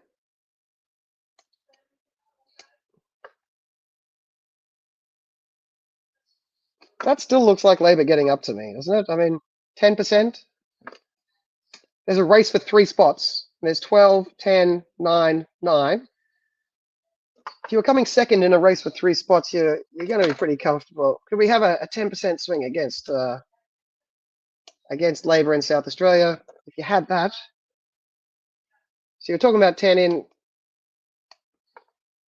WA. If you got a 10% swing in South Australia, tell me, South Australians, is there any chance of that? Does anyone have a gut feeling for 10% in South Australia? No, there was. That's why I totally agree with you. I'm not quibbling the percents. I locked in your 10% and an extra 4%, a 14% swing against the left. Let's take it as read that they're definitely getting that swing. It just doesn't stop them picking up 3 left-wing Senate spots. But South Australians, there were a bunch of South Australians here before, can usually a 10% swing. The Alex Antic state.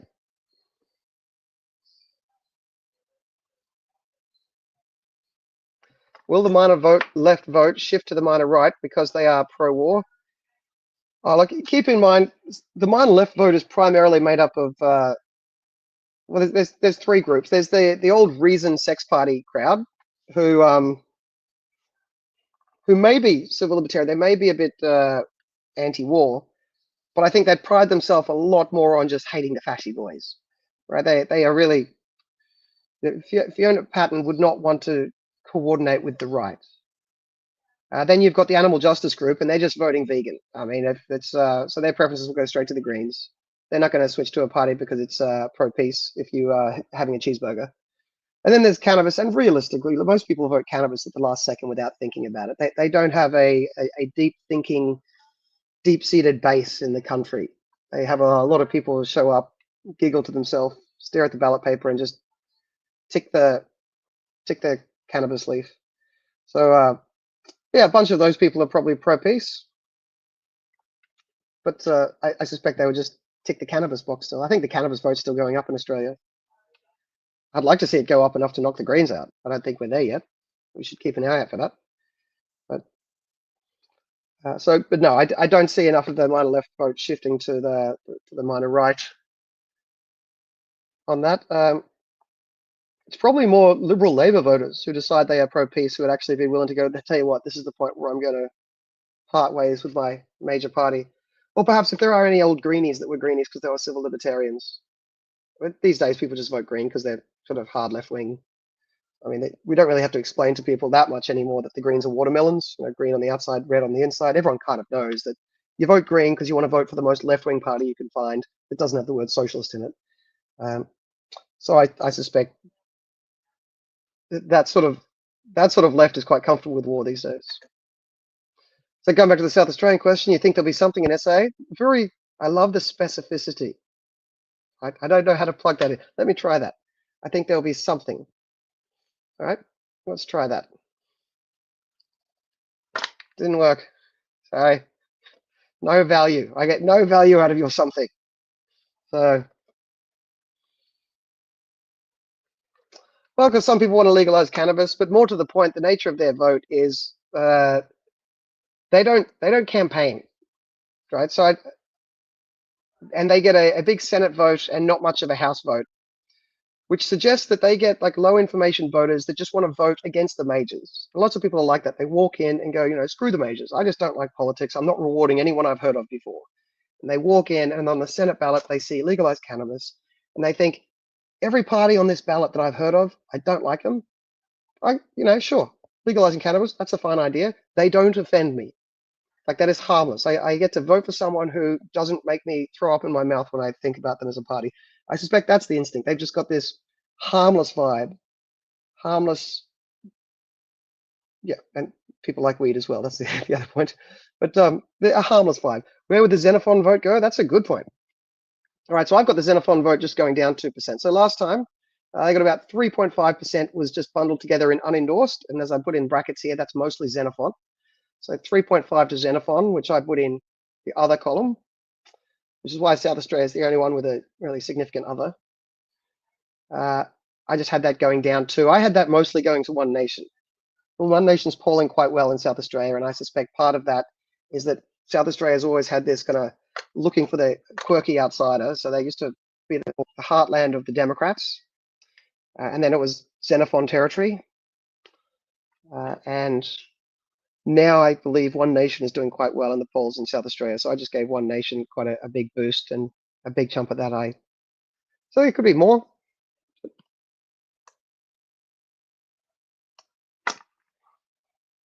Okay, making it easier and easier. So that's the -10 that I find hard to believe here, but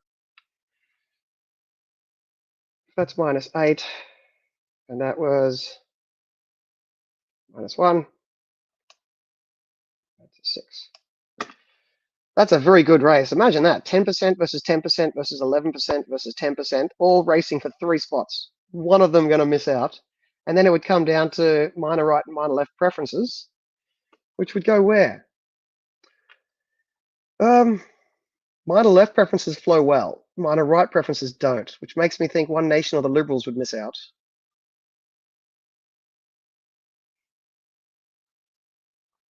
Well, you got to get people to preference better. I guess that's one of the takeaways here. Yeah, there should be a reference to what I was saying before about finding everything harmless. When you say it, are you talking about One Nation? Because what I was saying that they're up in the polls, I was explicitly referring to state-specific polls looking at South Australia. So it seems like state by state, One Nation is now the most popular in Queensland and South Australia. So, and still not very popular in Victoria. So that's, I may be wrong, but I'm only as wrong as the polls are because I don't pretend to have any particular insights in this regard. So anyway, going through state by state, let me just quickly, we did Tassie? Yeah, we did the Jackie Lambie. Jackie Lambie looks like she has it sewed up. So there's 4, there's only 1 to go. So Liberal could take it off Labor. Oh, that's right. And that Tasmania was the one that we said it might be doable. And if Tasmania turns, that could be the way, the best case scenario of Jackie Lambie having control of the Senate. Anyway, just firstly, Northern Territory, you don't have to look at. Northern Territory, you need 33%, not 14.3. And look, it's going to be Liberal and Labor. That's country Liberals, that is. Country Liberals, Labor, even if there's a swing, they're both around 30%. No one's within cooey, so the preferences get them over the line. Northern Territory, very boring. ACT, more interesting. Look at this. Labor, 33. So that was enough for them last time. Liberals, 24, 10 to the Greens. But then here's the big one. Pocock, 21. You'll notice Liberals got more than Pocock last time, but Pocock picked up all the preferences from the Greens. One Nation didn't run. Minor left was much bigger than the minor right. And that got Pocock over the line.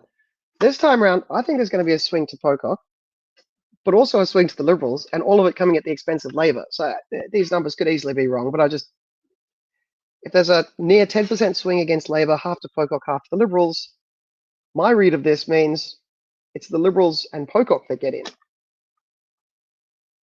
All right, so Greens votes would put Pocock over the line. The excess Green votes would start putting Labor up over the line. But some of those votes scatter. I mean, people don't always follow the how to vote cards perfectly. So you're going to have some of those, 10% of those Green votes putting the Liberal vote up, the minor right vote putting the Liberal Party vote up, a bunch of the minor vote just sort of scattering and the votes being excluded. So look, you have to get a bit lucky with this. It's unlikely. I'm just predicting it because I didn't see anyone else predict it. I think it's possible, so I thought I'd predict it first so that if it does happen, I look like a genius. And if it doesn't, we pretend I never said it. This is a small little live stream. None of you will remember, so I get off the hook. But if it does happen, then I want you to remember. That's my agreement with you. Oh well, don't do that. Now I don't know what you're talking about.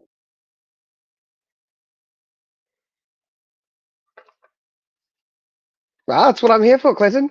Give you ideas you haven't thought about before. All right, so it's the Liberals only just missed out with the swing against them. If there's a swing to them, they could be back in. I've seen other people notice that before, but they seem to think that the Liberals would replace Pocock. I reckon the Canberra voter is taken to Pocock, and I think the Greens will still preference it. So, I mean, just his vote plus the Greens, not quite enough, but his vote plus the Greens plus Kim for Canberra, so that's another left independent. That vote will probably roll in with Pocock. Yeah, over the line. That's 36%. But, Pocock would probably get the preferences from legalized cannabis. Not that the people who vote for legalized cannabis follow how to vote cards. So I reckon Pocock's fine. I don't think Pocock's getting knocked out. I think it's going to be Liberal versus Labor. And if there's a swing to the Liberals, then you've got to knock someone out. I mean, once they get to 33%, they're in. So, inshallah.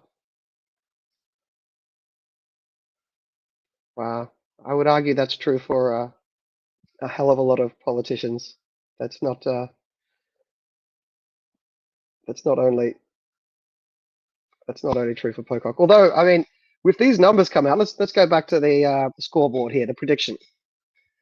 This is the best case scenario, right? The best case scenario. It's hard to believe all of this is going to happen. All right. Look, I'd love to see New South Wales go to the minor right. So, go Craig Kelly. Just to keep things simple here, I think that spot's either Liberal or minor right, but just to keep it nice and simple, if it goes to the Liberal, Best case scenario, Liberals take the board. One Nation gets an extra spot in Queensland. The Lambies take a spot out of the left. Even there, that's only 37, so they're relying on 2. But one of these could easily not happen, right? So this will be fine. New South Wales, they'll get 3, or the right will get 3. Victoria, the right will get 3. This could easily not happen, right? So that's what most people think is going to happen. WA, they'll get their 3. South Australia, I could go One Nation, but that's still the same number on the right, so let's not bother with that. But this one could easily not happen. And this could easily not happen. So, I mean, that's probably the norm. That's probably what most people are expecting. And if that's what most people are expecting, then the Liberals just can't pass anything, right? Labor and the left have a blocking majority, right? But let's say they can pick up something, right? So they get Queensland. No, they're still screwed. They've got to get at least 2 of these, right? So this is what to keep an eye on. I think Queensland, can we get 4 to the right? Tassie, the question is, can we get 3 to the right? And ACT. So let's say we miss out on ACT at the moment. If that's the case, the Liberals would need to get Jackie Lambie, Tammy Tyrrell, and Pocock, as Pocock's probably the next most likely, or Fatima Payman, if they can suck up to the Muslim vote, which I don't suspect the Liberals would be very effective at doing. Or Lydia Thorpe, maybe they could offer her own independent country. That might work.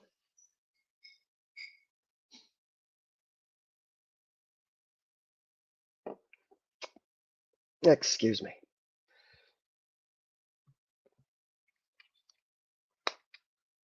Yeah, I mean that's how they got a majority back in 2004. So for those watching along at home, I don't think they need to in Queensland. They can just rely on One Nation to do it. But for those watching at home, you may remember, or for those not watching at home, well, where else are you watching? I don't really care where you're watching. But you may remember that Howard, in his last term, so 2004 to 2007, the coalition actually had a majority in the Senate. Now, I keep saying it's near impossible, and it is near impossible. The thing is, back there in Queensland, the Liberals and Nationals ran 2 separate tickets. So this scenario we had here in Queensland, I'll go back to this. This scenario is basically they had this, but it had Liberal, and then National. Right, and so Queensland went 4 right-wingers, and everywhere else went 3, and they held that for 2 elections in a row, and then they got that extra one there.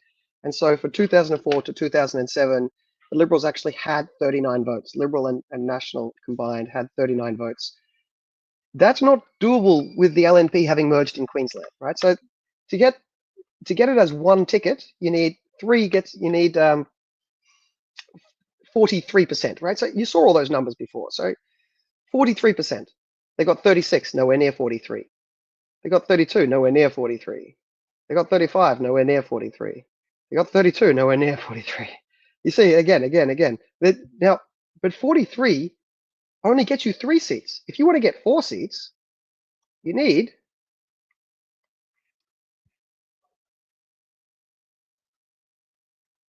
57. Can anyone see them getting 57? Now, sure, now you don't need to get the full 57. 53 would get you 53%. They're not going to get 53% in the Senate. They're not going to get 51% in the Senate.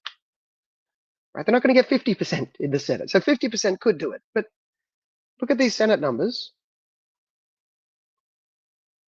Their vote could go up. They could go up a hell of a lot. They're not getting to 50% in the Senate. Right? So the Liberals and Nationals running as a joint ticket will never be able to win 4 seats. So the only way that the right is going to be able to win 4 out of 6 seats is for a minor right party to actually carve out a niche, just like the Greens have, right? We need a minor right party to carve out a niche to be able to sometimes allow exactly what we point to here in Queensland.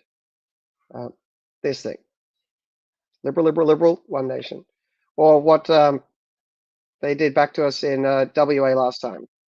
Where is that? Green, Independent, Labor. Well, it was 3 Labors at the time when Fatima Payman quit her party. But yeah, you're going to need a minor right party to help you there. Liberals, I don't know how long it's going to take the Liberals and Nationals to notice this. I mean, it was self-evident as of It's been self-evident for well over a decade. I don't know whether the Liberals have worked it out yet. I don't know how long it'll take of them living with the Greens, or at best case scenario, Jackie Lambie balance of power, for them to realize, oh shit, it would be great if we could get a fourth right-winger elected. 4 out of 6 in one of these states. 4 out of 6, yes, that's what you need. You need 4 out of 6. That means they need to exist. Preferably not Jackie Lambie, an actual right-winger.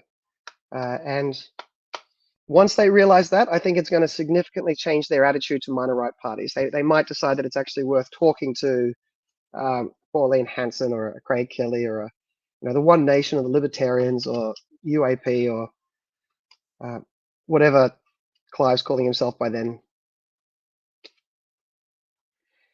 Yeah, it's self-evident to all of us who know how to count. I don't think self-evident to the Liberals, but self-evident to everyone who knows how to add up and do the deep thinking about numbers. 6 people elected. If we get 4 right-wingers, it might help us pass legislation. No, that apparently is a lot more complicated than you and I think, Clinton. I mean, let's not condescend to the poor retarded bastards.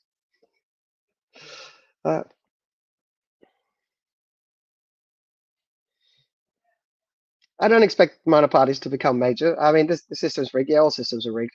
But if a minor party became major, I don't think it would actually stay believing what it believes now. Once you become a major party, your incentive is to play to 50% plus 1. And if you don't, you just lose, and you lose forever.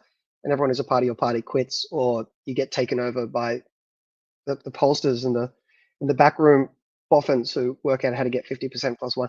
Major parties always have to tack to the center. They always have to tack to normie, boring populism, or nearly always have to do that. So it's much more fun being a minor party, because I think you get to speak truth to power more often. You get to push the Overton window. You get to say crazy things. If a minor party says something and it makes 70% of the country hate them and 10% of the country love them, that minor party can have 12 senators and balance of power. Right? Think about that. That means you get to say, as long as what you're saying isn't totally crazy and everyone hates it. But if you're saying something that 10% of the people love and 70% of the people hate, that's 12 senators. 10% in elections, 6 senators each time. That's exactly what the Greens are doing. 70% hate them, 10% love them.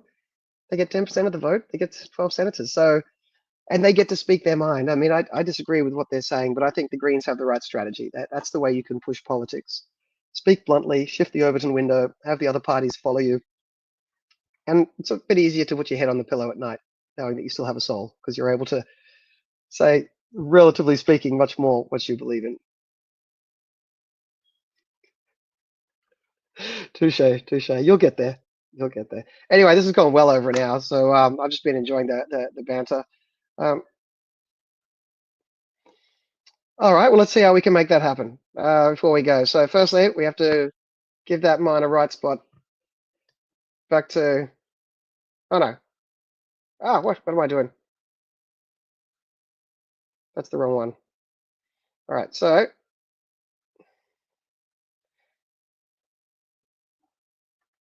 now we need, oh, that's it. There you go. So in this scenario, Jordan wouldn't have balance of power on his own. He and Craig Kelly, but also 2 One Nations. So you'd have 2 One Nations, 2 Libertarians, and Ralph Babette. So that group of 5, but you also have to include Lambie and Tyrrell. So you'd have 31 Liberals. Your 5 solid minor right crossbench gets you up to 36. Shit, they're still screwed. That's not enough. We have to win another one. Oh, okay, here we go. ACT. The Liberals win the ACT. So there you go. There's the scenario you're hoping for. 32 for the Liberals. So again, the big ones to watch out for here is Queensland need to get 4. Tas needs to get 3 out of 6 to the right. And so these are the big changes to look out for, and not lose anything else, but they're not losing anything else. They'll keep that, right? South Australia will stay 3 to the right. WA will be 3 to the right. Vic and New South Wales will be 3 to the right. But yeah, these are the things to watch out for.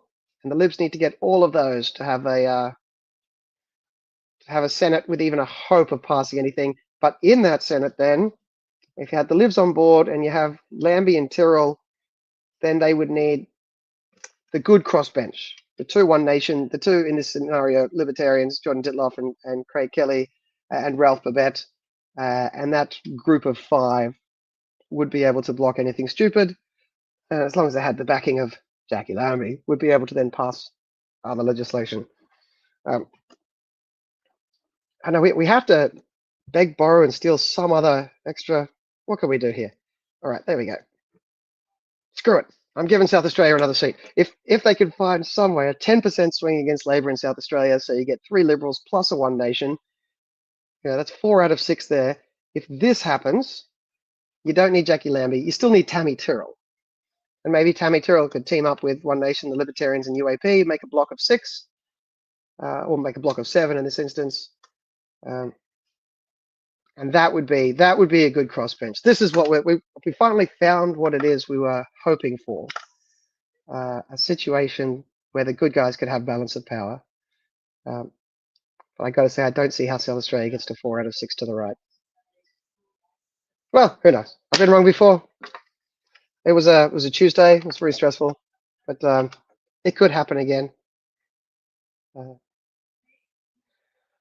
You would need to be taking a lot of his supply. No, Purple Fingers is not running in the lower house. And he's running in the minor left. So we can have a look where he shows up for. Let's have a look at Victoria here. This is the Socialist. He's running VicSoc, right? I think he's running for VicSoc, not Socialist Alliance. Socialist Alliance got 0.2. Victorian Socialists got 0.6. Well, he could even bump that up to 1. But I mean, he then would be competing with his vote for the Australian Democrats, the Reason Party, the Animal Justice Party, for this minor left, 7.5. The problem with that 7.5 is it's really competing with this Greens 13.9. The idea that minor left vote is going to collate all behind Purple Pingers and then he's going to get in front of the Greens is hard to believe. And it's a swing to the Liberals this election. So the Liberals are picking up 3, or the right wing is picking up 3, maybe 2 Liberals and 1 Jordan Ditloff, or 3 Liberals, or whatever the mix is going to be. And yeah, so it's going to have, I guess they could try to have the VicSocs knock over the Labor Party. I don't see it. I mean, firstly, they have to become the top of the minor left. Then they have to make sure all of the minor left preferences flow. And then they have to try and get that minor left in front of either Labor or the Greens, Labor's second or the Greens. So sorry, Pingers. I know it was probably a joke question, but there you go. I'm here to give serious answers to joke questions.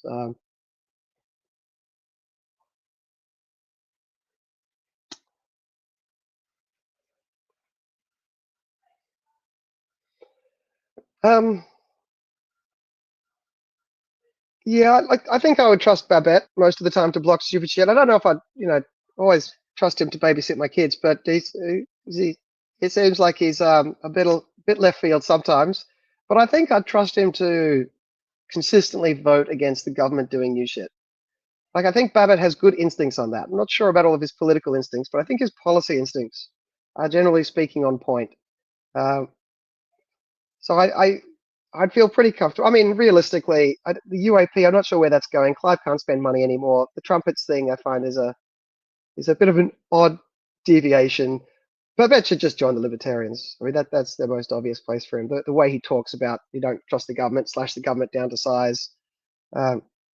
Once the government's so small, you can drown it in a bathtub. That's the sort of language of the Libertarians. So I think he kind of fits there. He just fits there with a few more swear words. So I know he can be the swear word faction of the Victorian Libertarians. One Nation. Look, Malcolm Roberts. I pretty much trust him on most economic issues as well. He is a very loyal person, though. So if Pauline decides to go off on a wrong tangent, Malcolm would probably stick with her out of loyalty, which I think is a very admirable trait for the man. I mean, there needs to be more decency, team playing, and loyalty in the world. Like Pauline's instincts are normally okay, but yes, it's a little bit harder to trust her because I don't know if she's got a consistent philosophy behind her. Yeah. But anyway, still, I think they would be better than Jackie Lambie. I mean, I'm not saying it's going to be perfect, but Pauline's going to be a part of the equation for a while. And I think the world would be much better if Pauline had balance of power than if David Pocock or Jackie Lambie had balance of power. So let's see if we can try to bring that about.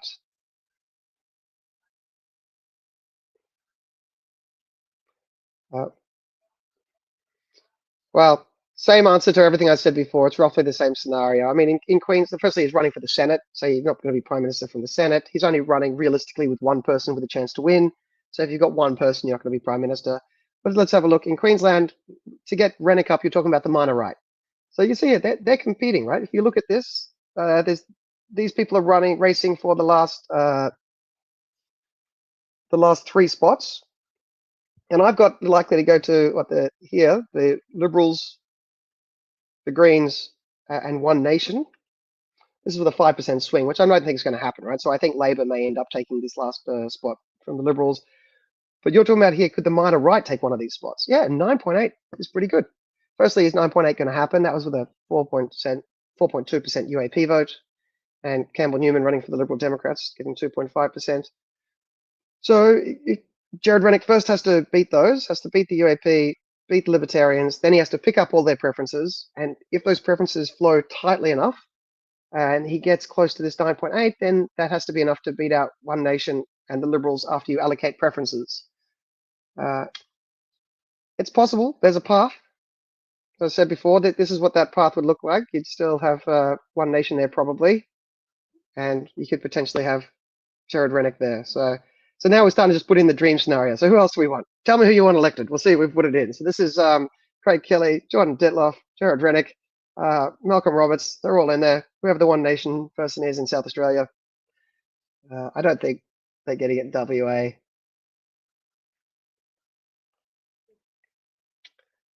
But yes, that's how Jared Rennick could potentially get there, get the top of the minor right, collect all the minor right votes, have that minor right vote be high enough to be in this race, the race for the last 3, and then realistically try to knock off the third Liberal. Hope that One Nation knocks off the second Labor and Rennick can knock off the third Liberal, and that's how they could both get in. It's very unlikely they're both going to get in. And I think I like Jared Rennick. I really enjoy the way he thinks. He thinks and talks quickly, and he loves ideas. It's like a man after my own heart in terms of policy wonkery. Would love to see him continue playing a role in politics. So none of this is ill will, but I don't think he's going to make it. I think Malcolm Roberts will make it, but I think the others will struggle. Antic would certainly boost a minor party. I don't know how that would make any sense, though. I mean, he controls the South Australian Liberal Party. So the minor parties, I think you want to be there to be able to move the Overton window, to be able to shift politics, move it in the right direction. But then once the zeitgeist starts shifting, you need good people in the Liberal Party to be able to take advantage of that. And so it's our role to make it possible to do the right thing. But then there needs to be someone in the Liberal Party with the intelligence and courage and moral fortitude to then take the opportunity we've given them, run with it, and do the right thing. And that's why you need your Alex Antics and your Matt Canavans in major parties. It's a very appealing short-term pitch to say Matt Canavan and Alex Antic, and who else? If there's some other good ones, let me know. To get them to switch over. I don't know if it's the right long-term play. I mean, don't get me wrong, I tried. I pitched to both of them previously to try to get them to change parties, but I understood why they said no, and I think if I was in their boots, I might have made the same decision that they made. So, but yeah, it's an interesting one to watch. Banking on Lambie to vote the way you want, it's like trying to jumpstart a car with a dead battery. Sometimes it will, sometimes it won't. Why would you jumpstart a car with a dead battery? That's I was saying change it from the inside. We change it from the outside, but once we force it to change, there needs to be someone in there who is not totally retarded. But yes, I love the meme as much as everyone. I've said it as much as anyone else, right? If you don't like Al Qaeda, join them and change them from the inside, right? Yes, I know it's not likely to work. I don't think he's going to change them from the inside, but if we change them from the outside, we'd want a good person on the inside as our ally. You know, we need a sleeper cell. That's what we have. We're putting sleeper cells inside the coalition, so that when we sort of set off the dirty bomb, they're there to. I've lost my analogy. I don't know how a dirty bomb helps that analogy, but yeah, anyway, that's the pitch. I heard that at least your mum loves you, so that's right. You've got a solid vote potentially in the making there. Although I don't know if she'll vote for you, but that's another question. The swear word faction of the Liberals. All right, we're not doing inside baseball here. That's what people always say about the women in their lives. But okay. Good luck to your Liberty tyrant. Anyway, we've got caught up in random bands here, and now this has gone up to 2 hours. So I think I think we managed to get through most of what I wanted to get through running through. So just if you hadn't seen it before, think about it this way: with each of your states, they've got six people elected each time, and just think of it normally. It's nominally 3 right, 3 left. If you ever want to be passing legislation, you're going to have to steal one of the other side's Senate spots, right? So something like this. Queensland could potentially get, well, in this scenario, sorry, Rennick, I'm taking your seat away, just makes it easier to do the maths here. 3 Liberal, Malcolm Roberts, One Nation, Labor Green. That sort of thing has to happen somewhere if you want to eventually pass your legislation. And potentially in Tassie if we got here. Yeah, I think One Nation might struggle to pick up Tassie after all. I'm sorry, South Australia. Might struggle to pick up South Australia.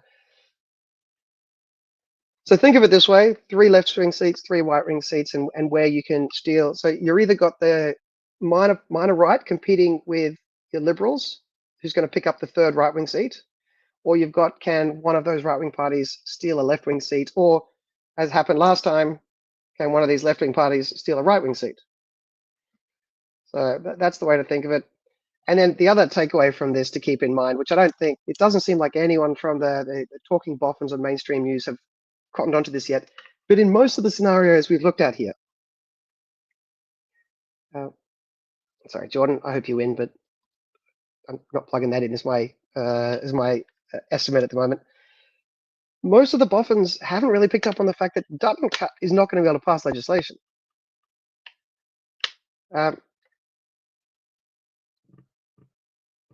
Without something going very right, they're going to need everything, right? They're going to need 4 out of 6 of Queensland. They're going to need 3 out of 6 in Tasmania, and then they're going to need to roll Labor in the ACT and not lose anything else.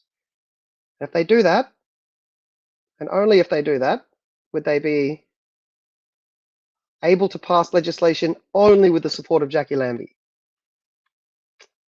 So I don't know how we can get that through to people. There is no upside. Well, there is an upside. You put Dutton in, and Albanese can't make things worse, right? That's the big upside of putting Dutton in. Maybe we want this. Maybe this gridlocked Senate. The problem is the Senate will still pass stupid things, because if the Liberals come up with a stupid idea, Labor or the Greens will allow them. So we're in for a tough time. This Senate is in for a tough time. The Liberals still haven't worked out the terrible situation they're in with their Senate. And maybe in 3 years' time, it's going to be workable, withable. And hopefully we have some good minor right crossbench senators in there that can hold the government to account. But this time around, it's not looking pretty. Anyway, I've ranted long enough.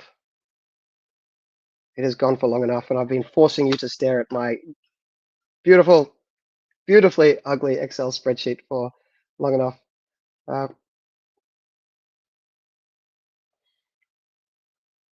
Do you think the Liberals will ever realise that the minor party most likely to win a left-wing seat is the Libertarians? I'm not even sure that's true. I mean, it depends on the seat, right? There's a more fundamental thing they have to realise, and that is a minor right party. They need a minor right party. I mean, it's so self-evident. I mean, as Clinton was saying, it's been self-evident for 10 years. You just have to be able to add up and, sort of count past 3 and think things through for more than a minute.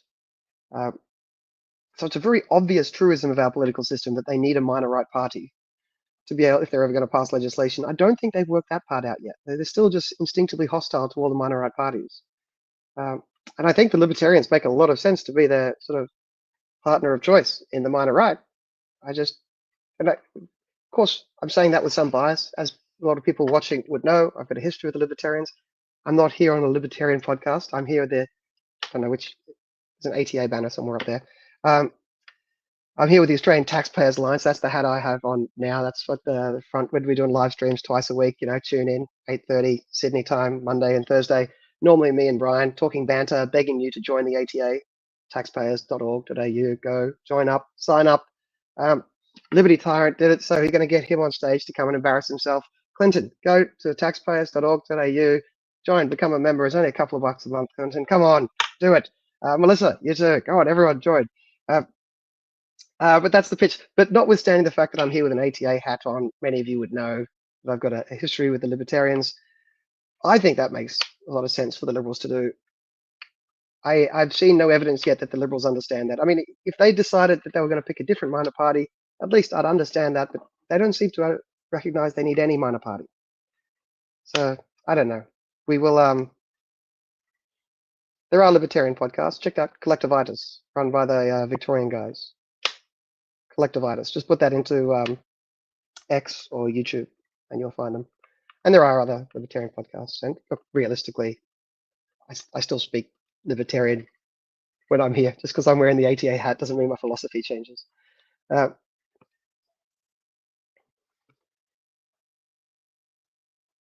Yeah, that's the problem. A lot of them don't, right? A lot of them just want to make sure they can win in the lower house, which is frustrating. But I mean, Labor can work it out. How is it the Labor boffins can see the relevance of being able to control votes in the Senate? I mean, I think the Liberals are going to get it eventually. I still think they just haven't done the maths, and they're living under the delusion if they just sing Kumbaya and sort of dance with a pretty dress on, then somehow magically the Senate will work in their favor. And after it doesn't work in their favor for about 14 times in a row, I imagine the first Liberal will wake up and go, maybe I will see if I can count to 39. I wonder what happens if I can count to 39. And they'll go, oh, we need a minor party. And there'll be this light going off on top of their head, and then finally it'll happen. So yeah, most of them don't care, but surely someone's got to care. It's better to have it than not. It just seems bizarre to not care about it at all. Yeah, they say the same thing about you, you bastard. Oh, those guys running Collectivitis are good crack. You should listen to them. They're good people. Anyway, I already gave my pitch accidentally before. Go to taxpayers.org.au. Sign up, become a member, check out the website, sign up to our petitions and whatever campaigns we have going. So you can get politicians to sign our free speech pledge, and tune in again next time, Mondays and Thursdays, 8:30 Sydney time. I'll normally have Brian here to be able to tell me when I'm being too annoying or shut me up or give some anecdotes. We won't do things quite as boffiny as this normally. Normally we'll dive into the fun topics of the day. But thank you for those who've stuck with me till now. And I'll be tuning off. I'm John Humphreys. I'll see you on Thursday.